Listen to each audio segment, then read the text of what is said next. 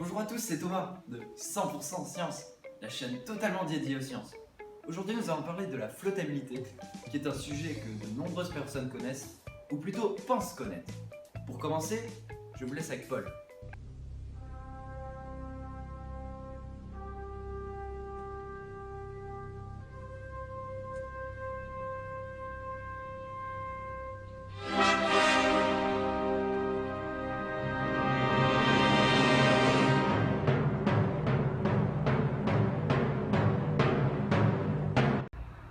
Avant d'attaquer le vif du sujet, un petit point d'histoire s'impose. Nous avons donc fait appel à un des plus grands connaisseurs d'Archimède, Monsieur Onge. Suivez-moi.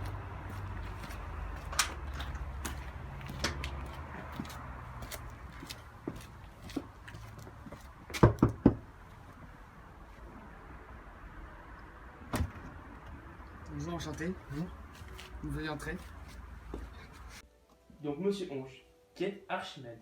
Archimède est un physicien, mathématicien et ingénieur grec, né en 287 avant Jésus-Christ et mort en 212 avant Jésus-Christ. Il a étudié dans plusieurs domaines, l'hydrostatique, la mécanique statique et le phénomène du levier. Il est considéré comme le plus grand mathématicien de l'Antiquité et encore aujourd'hui considéré comme l'un des plus grands mathématiciens.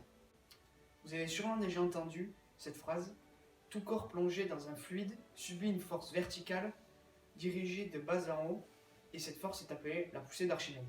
Comment est née cette découverte? Selon une légende, le roi Hiéron II de Syracuse aurait demandé à Archimède de vérifier si l'artisan qui avait confectionné sa couronne en or n'avait pas remplacé de l'or par de l'argent.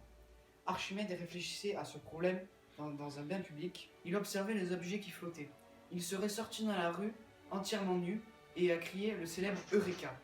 Il constata que pour un même volume, différents corps n'avaient pas la même masse.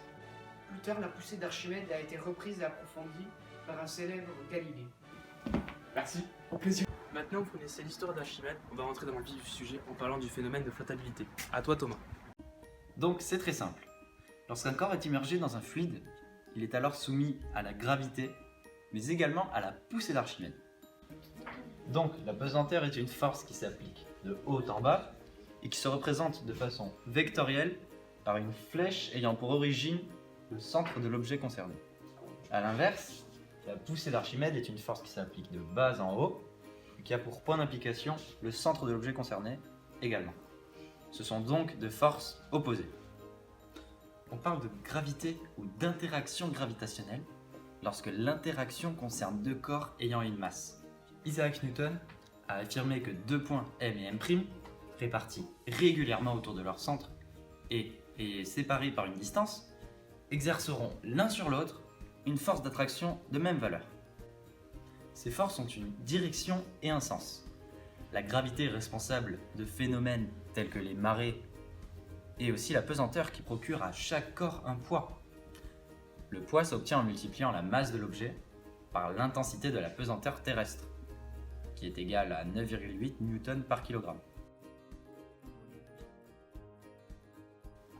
La poussée d'Archimède soumet tout corps plongé dans un fluide, qu'il soit gazeux ou liquide, à une force inverse à la gravité, donc verticale et de bas en haut, dont l'intensité est égale au volume d'eau déplacé par le corps. Curieusement, la poussée d'Archimède ne varie pas en fonction de la profondeur d'immersion du corps, donc la pression n'est pas un facteur de cette force. Viennent ensuite les cas particuliers. Lorsque la masse de l'objet est supérieure à la masse du volume d'eau déplacé, on dit que l'objet aura une flottabilité négative. Il coulera, comme ici. Ensuite, si la masse de l'objet est égale à la masse du volume d'eau déplacé, on en dira que l'objet a une flottabilité nulle. Il ne coulera pas, il ne flottera pas. On dira qu'il sera entre deux eaux.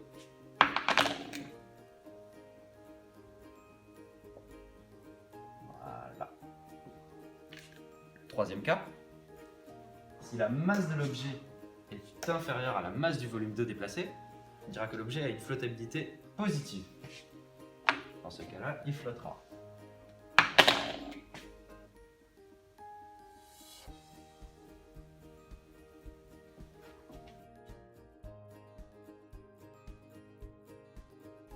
Donc voici la formule pour calculer la poussée d'Archimède. Elle sera donc égale au volume d'eau déplacée multiplié par la masse volumique du fluide multiplié par la gravité.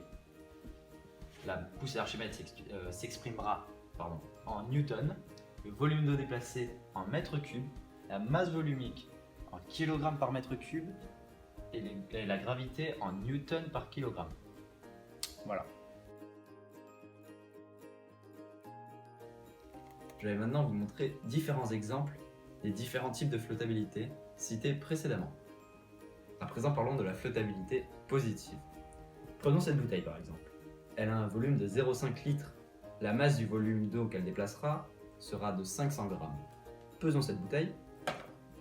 Sa masse est inférieure à 500 grammes. Elle aura donc une flottabilité positive.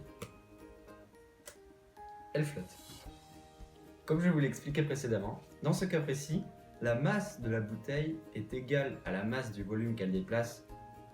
Donc, elle est entre deux eaux. Par la présence de la flottabilité négative. Comme dit précédemment, cette bouteille déplacera un volume d'eau dont la masse sera égale à 500 grammes. Remplissons l'un de ces clous et pesons ces clous. La masse des clous est égale à 600 grammes. Donc si nous remplissons la bouteille avec ces clous, elle aura une flottabilité négative, elle coulera.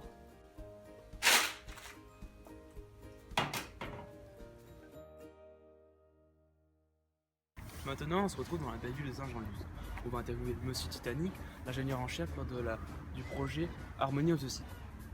C'est le plus gros paquebot du monde, vous le savez peut-être. Il atteint 362,12 mètres de long. Il a été commandé par la société Royal Cruise Caraïbes en septembre 2013. Sa première croisière a été le 15 mai 2016. Ce projet a coûté environ 1,5 milliard d'euros. Il peut accueillir 8690 passagers. Sa vitesse de croisière est de 20 nœuds. Maintenant, allons interviewer Monsieur Titanic. Suivez-moi.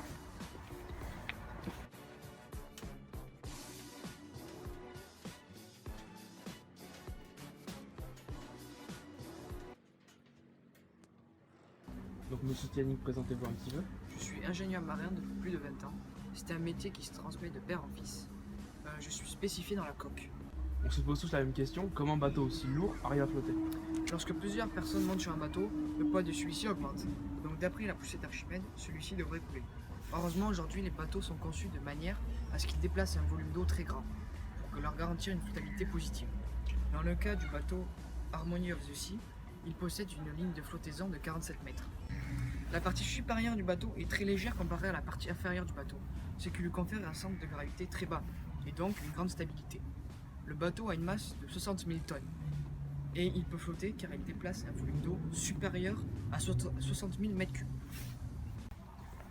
Merci beaucoup, bonne chance pour la suite. Merci à vous. Maintenant, Thomas, peux-tu nous expliquer mathématiquement comment l'Harmony of the Sea flotte? Merci Paul, et tu remercieras Monsieur Titanic de ma part.